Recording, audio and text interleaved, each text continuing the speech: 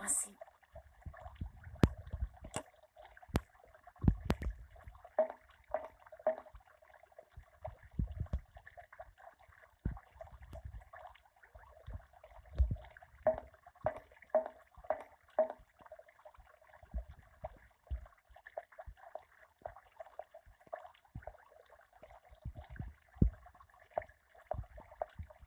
Bonjour. Salut poupée, ça gave? T'as de beaux yeux, tu sais. T'es bien roulé avec ça. Non mais, pour qui vous vous prenez? Elle a son petit caractère, la fille. J'aime ça. Allez, j'accepte de t'offrir un café. Mais je vous ai rien demandé. Fais pas la farouche, je sais que t'en meurs d'envie. Écoute gamin, retourne jouer avec tes petites voitures et oublie-moi.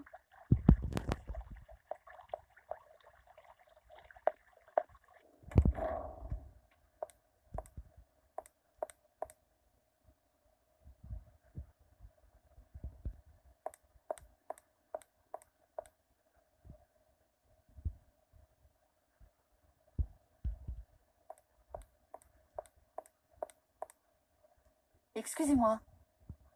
Monsieur, s'il vous plaît. Monsieur? Oui, qu'est-ce que c'est? Je ne suis pas sourd. Je suis désolée de vous déranger dans votre travail, monsieur. Ce jeune Mammutus primigenius est vieux de 40 000 ans. N'est-ce pas formidable, mademoiselle? Oui, probablement. Probablement quoi? Je ne sais pas. Vous ne savez pas. Vous ne savez pas. Que puis-je pour vous, cher enfant?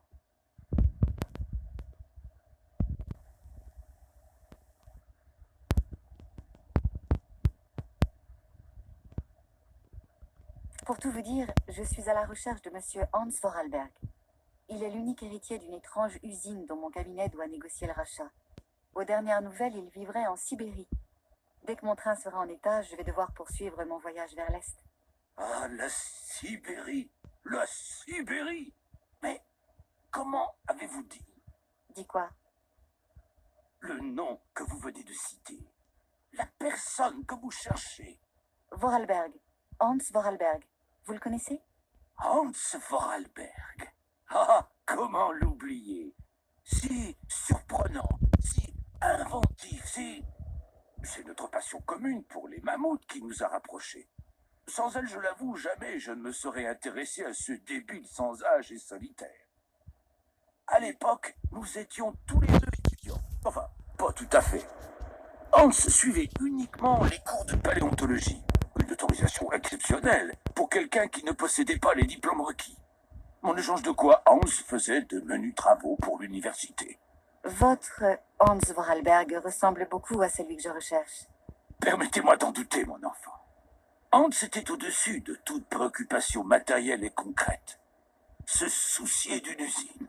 Pensez-vous, Dites-en-moi davantage sur lui, s'il vous plaît. il a toujours été un mystère pour moi. Il parlait peu et semblait ne pas saisir le sens de ce qu'on lui disait. Il ne s'exprimait qu'à travers ses incroyables créations mécaniques. Inventions qui, je dois l'avouer, ont été pour la plupart fort appréciées par notre université. Les seules fois où nous échangeons quelques phrases, c'était à propos de son étrange intérêt pour les mammouths et aussi au sujet de cette poupée, cette fameuse poupée. Une poupée, dites-vous? Oui, elle revenait souvent dans son discours. Hans m'en a fait un jour la description, une sorte de jouet. Un mammouth miniature chevauché par son cornac. Il semblait l'avoir découverte dans une grotte non loin de chez lui, dans des circonstances apparemment dramatiques. Son récit fut confus, mais a néanmoins éveillé chez moi un grand intérêt. C'est-à-dire? À ma connaissance, des figurines de mammouths chevauchés d'un cornac, seuls les Yukol, une tribu vivant aux confins de la Sibérie, en confectionnent. Elles constituent pour eux des objets sacrés, illustrant une de leurs principales légendes. Mais comment cette poupée serait-elle venue de l'extrême nord sibérien pour atterrir dans une grotte des Alpes françaises? Aujourd'hui, cela reste encore pour moi un mystère. Hans Vorarlberg vous aura peut-être raconté des histoires. Vous dites vous-même qu'il semblait ne pas jouir de toutes ses facultés. Non, c'est impossible. Hans n'a pas pu inventer tout ça. Il m'a décrit très exactement la poupée sacrée de la légende de Sibéria. Une chimère après laquelle courent tous les paléontologues du monde.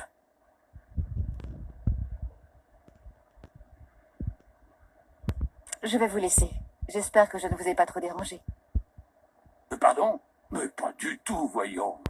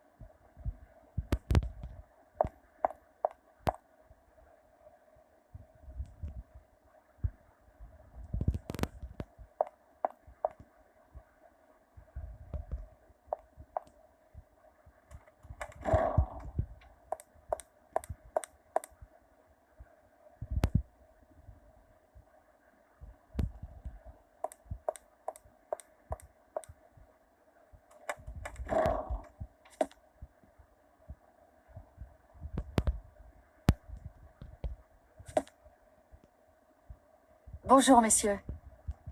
C'est à quel sujet, jeune demoiselle? Que nous vaut donc l'honneur de votre visite? Soyez bref, s'il vous plaît. Il s'agit de ne pas nous embarrasser trop longtemps.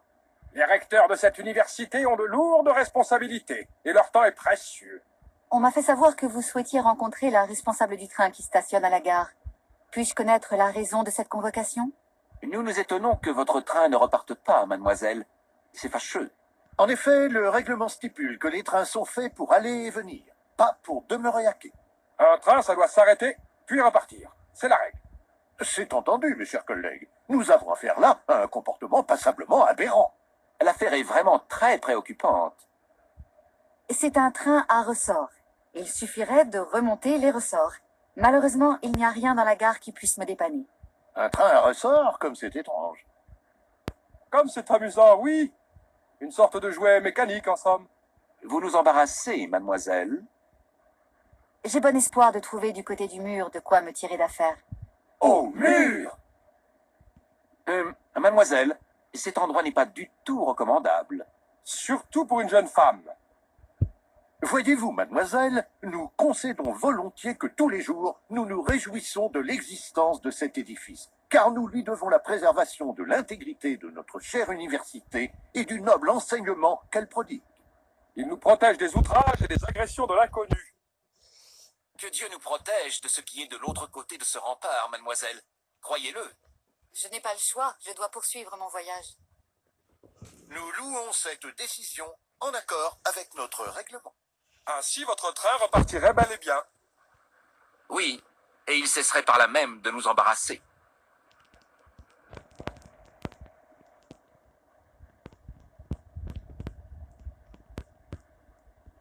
Des mariniers ont accepté de tracter le train, mais je n'ai pas assez d'argent pour les payer. J'ai pensé que vous pourriez me dépanner, momentanément. Je pourrais travailler pour cet argent.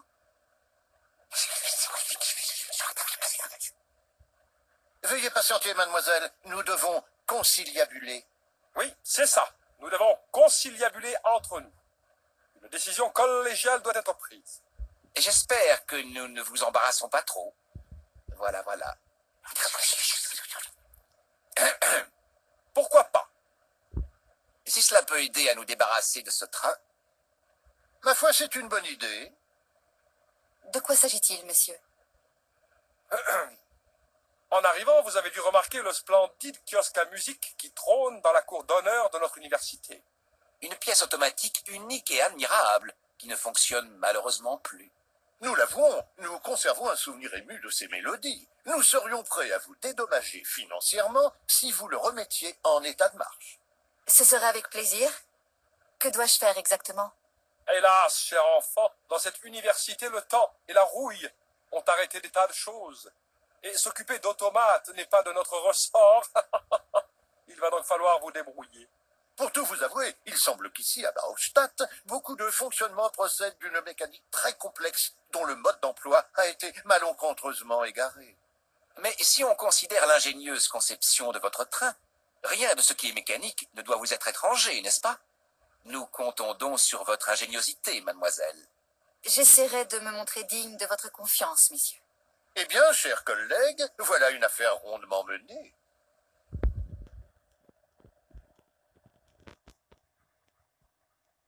Puis-je laisser le train dans la gare une journée de plus? Il n'en est pas question. Un train doit s'arrêter, puis repartir. C'est la règle. Un accord est un accord. Rendez-nous rapidement le service convenu ensemble et nous vous paierons immédiatement en retour. Pourriez-vous m'aider à... Mademoiselle, vous devez réaliser que votre insistance devient passablement indécente. Vous seriez donc aimable de ne pas nous déranger en permanence. Nous ne sommes pas perpétuellement à votre disposition. Nous devons répondre à bien d'autres sollicitations. Est-ce que par hasard le nom de Hans Vorarlberg vous dit quelque chose? Ah, un des plus pittoresques et brillants éléments qu'ait vu passer notre université. Hans Vorarlberg. Je me souviens lui avoir adressé une fois la parole. J'étais encore étudiant à l'époque. Il m'a juste rendu un long regard pensif. Il n'avait guère de conversation, mais comment oublier ce personnage? Pittoresque, je vous l'accorde, mais brillant, n'exagérons rien. Il fut bien incapable de satisfaire au moindre examen. Il se contentait de suivre les cours, et encore pas tous. Ceux de paléontologie principalement. Il est vrai que sa passion maladive pour les mammouths concordait parfaitement avec son cerveau, disons, très préhistorique. Préhistorique? Comment osez-vous? Un peu fantasque, voilà tout. Mais il avait des fulgurances intellectuelles que seuls pouvaient comprendre ceux qui ne s'attachaient pas aux apparences.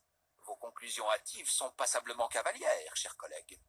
Mes propos sont parfaitement sensés. Enfin, ce garçon était un peu particulier, convenez-en. Si mon père, alors recteur de l'université, n'avait pas fait preuve d'une grande mansuétude, Hans Vorarlberg ne serait jamais demeuré parmi nous. Et le kiosque à musique? C'est l'œuvre d'un esprit dérangé, selon vous? Après toutes ces années, vous en êtes encore jaloux. Chers collègues, je vous en prie, reprenez-vous, voyons. Nous avons de la visite. Et que lui voulez-vous à Hans Vorarlberg, mademoiselle? Êtes-vous de sa famille? Non, non. Je suis à sa recherche pour régler une affaire de succession. Est-il toujours ici?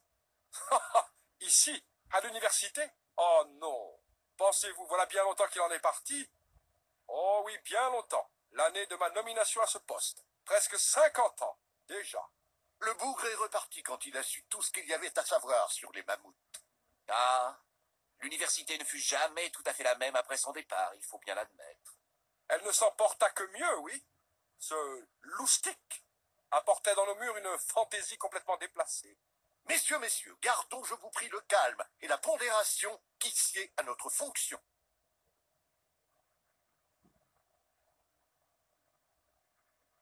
Sauriez-vous s'il existe du sauvignon forestier, ici à Barokstadt?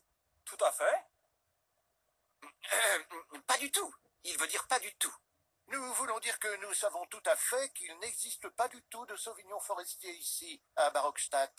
Ah, vraiment? Vous êtes sûr? Parce que j'ai lu dans un livre que Barokstadt en possédait quelques plants. J'ai bien envie de chercher un peu quand même. Il n'en est pas question, mademoiselle. Le règlement, mademoiselle. N'oubliez pas le règlement. Un train, ça doit s'arrêter, puis repartir. Vite.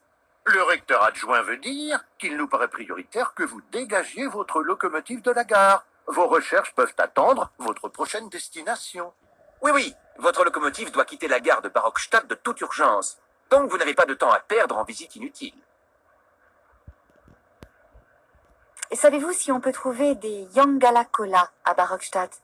Je vous demande pardon?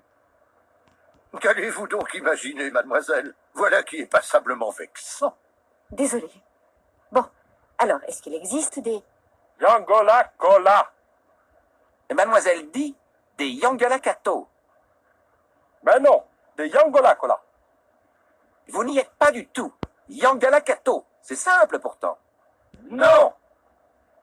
Monsieur le recteur adjoint, êtes-vous par hasard en train d'insinuer que je serais dur d'oreille?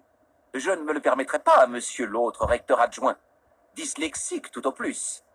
J'ai le souvenir que vous avez toujours été fâché avec les appellations tropicales complexes. Comment? Mais c'est vous qui faites preuve d'un manque absolu de culture générale. Monsieur, je vous en prie. La prononciation exacte est Yangala Kola. Il s'agit de petits... Mais nous avions compris. Parfaitement. Bon, et pourquoi cherchez-vous des Yanga... enfin, de telles choses? Oui, quelle étrange requête. Pourquoi avez-vous besoin de Yangala Kato? Vous êtes sûr que vous voulez que je remette en marche votre kiosque? Ne serait-il pas possible de vous rendre un service moins compliqué? Actuellement, c'est la seule chose à réparer qui mérite salaire en retour. Vous savez, n'imaginez pas que notre université tombe en ruine. Nous veillons de très près à son entretien physique et moral. Il me semble que vous n'êtes pas en position de jouer les difficiles, mademoiselle. Poursuivez et persévérez donc. L'idée d'une gare volière, c'est vraiment un concept original. C'est effectivement la fierté de notre université. Une des spécialités enseignées ici est la zoologie, voyez-vous. Plus particulièrement l'ornithologie. Et un enseignement bien conduit ne saurait se contenter d'une étude livresque. La contemplation du vivant est indissociable des cours théoriques. Nous avons d'ailleurs ici des spécimens très rares, rapportés de lointaines contrées exotiques, spécialement pour notre université, par des explorateurs intrépides. Vous rappelez-vous d'Alexandre Valenbois et de son drôle d'oiseau? Oh oui, absolument. Un cadeau qui s'est révélé à terme très embarrassant. Un cadeau empoisonné, on peut l'affirmer. Notez que la situation aurait pu être encore bien plus inquiétante. Ah oui, terriblement problématique. Si vous aviez la gentillesse de faire ouvrir l'écluse, les mariniers pourraient tirer le train jusqu'au remontre-sort. Quelle requête surprenante. Ouvrir l'écluse? Voyons, quelle singulière idée. Notre université n'a pas en charge le fonctionnement de cette écluse. Celle-ci dépend d'une autre administration, mademoiselle. Nous causons, mais c'est l'heure du thé. Déjà? Mon Dieu, comme le temps passe vite. Nous avons été positivement charmés de votre visite, mademoiselle. Je vous remercie infiniment, messieurs.